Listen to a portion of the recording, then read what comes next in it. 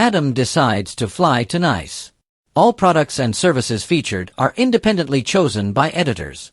However, Soaps.com may receive a commission on orders placed through its retail links, and the retailer may receive certain auditable data for accounting purposes. At Newman Media, Adam's surprised to see Victoria. He thought she was in Chicago. She says she's been back and forth. Adam learns Cole's not out of the woods and there's been little to no change. He's sorry to hear this. She explains he has Legionnaire's disease, but he's not responding to the treatments.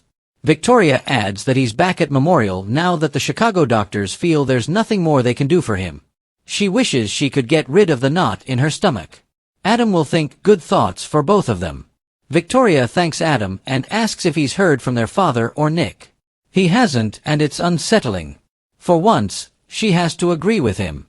Victoria says Claire hasn't heard from Kyle either, which is unusual.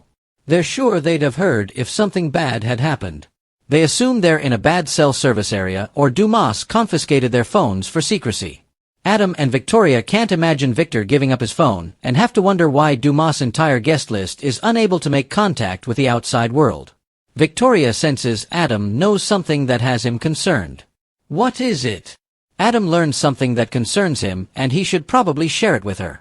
He hands her the file on Arabesque and explains that Dumas' company has been buying up all the real estate in town, including the athletic club, which wasn't technically for sale. He's also bought up all of the Chancellor divisions Nikki sold off. Victoria's concerned and wonders how it affects the rest of them in town. Adam wishes he knew. Devon questions Amanda.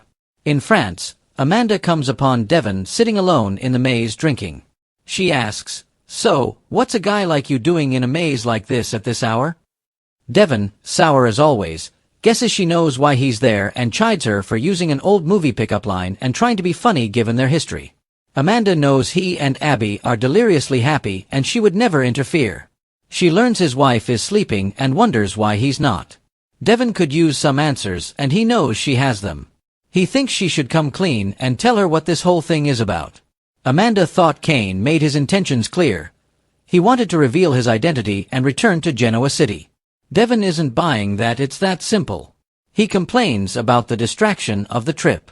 He questions Kane not being there to build up relationships with the people he invited. It's not because he's too busy conducting business because, supposedly, they're off the grid and cut off from all communications. What kind of billionaire doesn't have his own personal working communication system? Amanda blames the storm. Devon says they all didn't have cell service before the storm. They're being manipulated and lied to. Amanda insists Kane already revealed everything there is to know. Devon argues that Kane didn't give anyone an explanation to why he created the Dumas alias. He wasn't like this before. The other times were different, and he always had a heart. This reeks of something Colin would do. Amanda says Colin is dead. Devon says he may have planted the seeds with his son, and they only have Kane's word that he's dead. He questions if he's after Lily or Chancellor. If that's the case, he wouldn't have to fly all these people out here. Maybe the point is distracting them all to put something completely different into motion. Amanda scoffs. Even if that was the case and she knew about it, why would she reveal any of that to him? Devon thinks Amanda is admitting Kane has something else up his sleeve. Amanda denies it and questions why he thinks she would confide in him or owes him any level of loyalty. Devon thought they'd reached some level of forgiveness and tells her that her hostility is making him more suspicious. She takes offense to this, so he decides to apologize, but then tells her she should take a good look at herself and what she's doing there. She's too smart to be misled by a two-bit con artist. What if this all blows up in her face? Devon reminds Amanda she didn't see it coming when she worked for Colin. Amanda complains that Devon has no faith in her. Devon says Kane is Colin's son and could pull the rug out from under her. She'll need allies.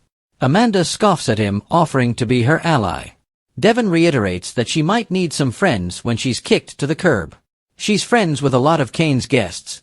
Is she really willing to betray everyone to keep his secrets and do his bidding? Does she really not care what she's doing or who she hurts? Guess not, he snips as he walks off. Devon and Abby make love. Getting into bed with Abby, Devon explains that he couldn't sleep. She murmurs, "This place is so weird." She's upset about not being able to check on Dom or call him and tell him good night. Devon says it's like being in a prison with no bars. They wonder at Kane being Dumas and question what he's up to. He has to be up to something with all the subterfuge. Abby's really creeped up by the secrecy and deception. Devon reveals he just spoke to Amanda. Abby doesn't like the sound of that. Devon reassures Abby and says he tried to plant some seeds of doubt with Amanda about Kane Ashby. She didn't care to hear concern from him about her well-being. Not wanting to talk about Amanda or Kane any longer, he reminds Abby they're in the French Riviera. They should enjoy it and each other. Abby asks what he has in mind. They kiss and flop down in the bed to make love. Chelsea grills Kane. On Crimson Light's patio, Kane tells Chelsea he's just in town for a quick trip. He lost himself for a bit, but now he's back on track and ready to take over the world. Moving inside, Chelsea asks Kane where he's been all these years. He says he's been busy. She asks if he came back to see Lily. He muses, "I still feel like this place is home." He changes the subject to her being back with Adam and hopes he's changed. Chelsea insists he is a different man. They make small talk about their kids and then Chelsea tells him he's not fooling her. He evaded her question about Lily. He says she's out of town with Aristotle Dumas in France. She's surprised he knows about him. Kane says he knows him well. Chelsea says everyone wants to know who he is and what he's up to. She knows he invited Genoa City power players on a trip to his estate and now they're incommunicado. Kane says it's very mysterious. Chelsea asks how well he knows the guy. Should they be worried? Kane doesn't think Chelsea has anything to fear from Dumas.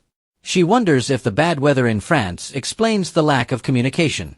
Kane says he has to go, but all of her questions about Dumas will be explained soon. She asks again why he came to town. He says he'll be back in a couple of weeks and maybe they can all do dinner. With that, he walks out and leaves her looking mystified. Chelsea reports back. At Newman Media, Adam tells Victoria that he'll stay on top of the developments with Arabesque and suggests she focus on Cole. Victoria thanks him for stepping up. They appreciate him looking after things while the others are away. Adam remarks on her giving the black sheep a compliment. She thinks he deserves it and their father would be proud of him. They agree it's hard to win their father's praise.